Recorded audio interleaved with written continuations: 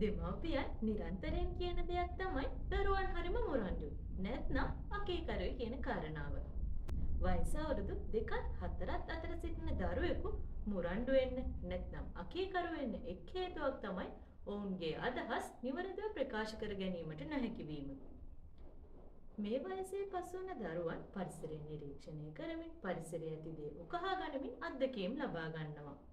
නමුත් වචන භාවිතා කරමින් ඒවා හැඟීම් බවට පත් කර ගැනීමට ඔවුන්ට තවමත් අපහසු කාලයක් තමයි මේ අවධිය.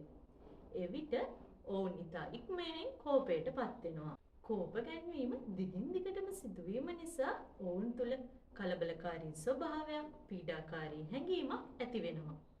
එම නිසා වයස අවුරුදු 2ත් 4ත් අතර වයසේ දරුවෙකු සිටින දෙමව්පියන්ට ඔවුන්ගේ කෝප ගැන්වීම වැළැක්වීම සඳහා මෙන්න මේ දේවල් කරන්න පුළුවන්.